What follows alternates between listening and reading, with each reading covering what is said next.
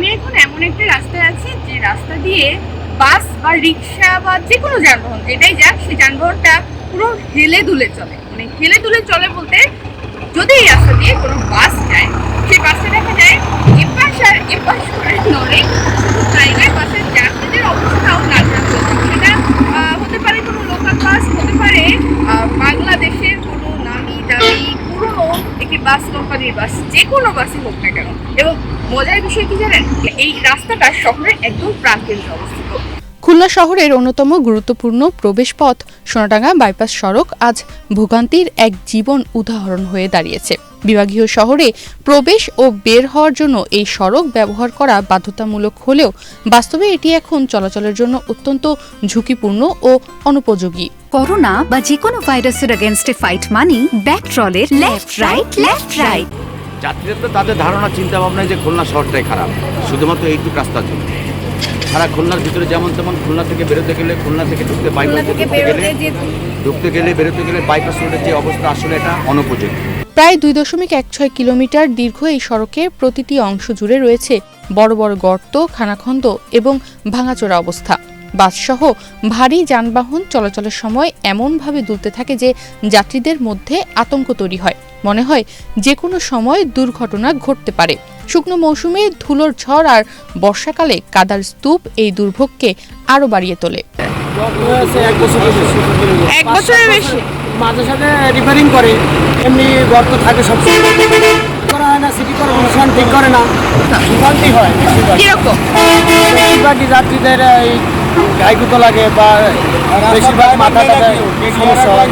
Sonadanga bus terminal থেকে bypass পর্যন্ত এই পথ দিয়ে প্রতিদিন দক্ষিণ পশ্চিমাঞ্চলের অন্তত 18টি জেলার যাত্রী ও পণ্যবাহী যানবাহন খুলনায় প্রবেশ করে। রাস্তার এমন করুণ দশা হওয়ায় হাজারো মানুষ বাধ্য হয়ে এই দুর্বিষহ পথেই চলাচল করছেন। এতে চালক, যাত্রী ও হেলপার সবার জীবনই হয়ে উঠেছে চরম ভোগান্তিময়। পড়ে যাওয়ার মতো এখনো অবস্থা হয় নাই, এমন একটা অবস্থা। তার চেয়ে যদি হেলে পড়ে যায়, হেলে দূরের চেয়ে যদি পড়ে যায় তাও একটা শান্তি, যেটা পড়ে গেছে। আসলে হেলে দূরের মতো এমন একটা অবস্থা একেবারে অনুপযোগী, একেবারে যা আসলে। আর মাঝে মধ্যে দেখা যাচ্ছে অনেক সময় এখানকার স্থানীয় যে নেতৃবৃন্দ আছেন টার্মিনালে, তারা মাঝে মধ্যে দেখা যাচ্ছে গর্তমত্ত হলে ওখানে গর্তমত্ত আইনে কিছু মাটিবুটি আইনে ওখানে দেয়, যা আবার তাই। এখন শুকনা তাই আমাদের এই অবস্থা। ভিজা যখন ভিজা হয় তখন তো রাস্তা থেকে পানি ভরপুর, কোথায় গর্ত কোথায় ভালো দেখার মতো কোনো কায়দা নাই।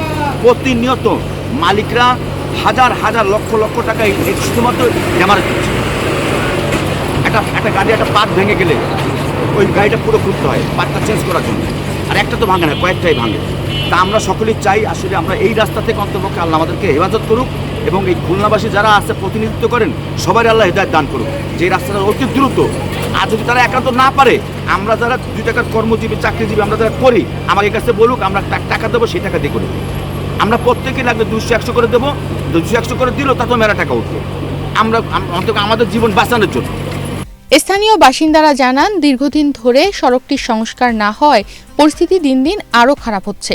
তারা নিজেরা উদ্যোগ নিয়ে মাঝে মাঝে মাটি ফেলে বা ইট বসিয়ে সাময়িকভাবে রাস্তা মেরামতের চেষ্টা করলেও সংশ্লিষ্ট কর্তৃপক্ষের কোনো দৃশ্যমান উদ্যোগ নেই। এ নিয়ে বারবার অভিযোগ জানানো হলেও কোনো কার্যকর ব্যবস্থা নেওয়া হয়নি। 2003-04 অর্থ বছরে এই সড়কের নির্মাণ কাজ শুরু হয়ে 2008-09 অর্থ বছরে প্রায় 14 কোটি টাকা ব্যয় এর কাজ সম্পন্ন হয়। কিন্তু নির্মাণের পর থেকে আজ পর্যন্ত সড়কটির উল্লেখযোগ্য কোনো রক্ষণাবেক্ষণ হয়নি। ড্রাইভার কোনো লোক নেয় না, কেডিআর বলে কি ওটা আছে সিটি কর্পোরেশন, সিটি কর্পোরেশন বলে কেডিআর, এই ধরনের কোনো করে না। শ্রমিক ইউনিয়ন থেকে মাঝে টাকা উঠে, চান্দা উঠে গাড়ি থেকে উঠে ইট পাইকেল কিনে ওই রাস্তাটা করে কোনো কথা সারে, আবার কয়েকদিন পরে ইয়ে যায়। বর্ষার সিজনই গাড়ি তো যায় না, গাড়িতে একদিন ঘুরে যায়। মানে এই রাস্তা মানে সরকার বা সিটি কর্পোরেশন ঠিক করে নাই? না, সিটি কর্পোরেশন বললে বলে যে কেডিআর, আর কেডিআর বলে সিটি কর্পোরেশনের। এই জন্য শ্রমিক ইউনিয়ন থেকে কিছু টাকা পয়সা উঠে, কোনো গাড়ি থেকে চান্দা উঠে এই রাস্তা বর্ষার সময় মনে করেন এই আদলা মদলা আইনে ওই দিয়ে কোনো কায়দা চলে। কিন্তু এখন তো দেখা যায় পুরো গাড়ি পুরো হেলে দুলে চলে, এখানে আর তোলে পড়েই যাবে। ওই কাজই তো কাজ করে না তো। এদিকে স্থানীয়দের অভিযোগ, সড়কটির রক্ষণাবেক্ষণের দায়িত্ব নিয়ে খুলনা উন্নয়ন কর্তৃপক্ষ অর্থাৎ কেডিএ এবং খুলনা সিটি কর্পোরেশন কেসিসি এর মধ্যে সমন্বয়ের অভাব রয়েছে। ফলে একে অপরের ওপর দায় চাপিয়ে দিয়ে কার্যত কেউই প্রয়োজনীয় সংস্কার কার্যক্রম হাতে নিচ্ছে না। সেটা হচ্ছে এই রাস্তাটা হচ্ছে এক হচ্ছে সিটিএ এবং কেডিএ, সিটি কর্পোরেশন কেডিএ, এই দুইটা নিয়ে ঝামেলা আছে। সিটি কর্পোরেশন বলতেছে কেডিএ করবে, কেডিএ বলতেছে সিটি কর্পোরেশন করবে। আসলে মূলত রাস্তাটা হচ্ছে কেডিএর রাস্তা। এখন কেডিএর কথা হচ্ছে যে আমার আবাসিকের কাছে আমার এই রাস্তার প্রয়োজন নেই, আমি এখন করবো না, আমার যখন মনে হয় আমি তখন করবো। আর সিটি এই সমস্ত ট্যাক্স খাচ্ছে কিন্তু সিটি কর্পোরেশন, যার কারণে সিটি কর্পোরেশন কেডিএকে বলতেছে আমাকে দিয়ে দাও, আমি করে দিচ্ছি, কেডিএ বলছে আমার রাস্তা আমি দিব কেন। এই একটা দ্বন্দ্বে আমরা যারা গাড়ির সঙ্গে জড়িত, যারা এই খুলনা শহর থেকে বেরোয়, খুলনা শহরে ঢুকে যারা এখানকার যাত্রী, তারা খুবই ভোগান্তিতে আছে। শুধুমাত্র সব মিলিয়ে খুলনা শহরের একটি গুরুত্বপূর্ণ প্রবেশপথ আজ অবহেলা ও দায়িত্বহীনতার কারণে সাধারণ মানুষের দুর্ভোগের প্রতীক হয়ে উঠেছে। দ্রুত এই সড়কের সংস্কার ও নিয়মিত রক্ষণাবেক্ষণের ব্যবস্থা না নেওয়া হলে ভবিষ্যতে বড় ধরনের দুর্ঘটনা ঘটার আশঙ্কা থেকেই যাচ্ছে। তনিমা রহমান, বাংলাদেশ প্রতিদিন।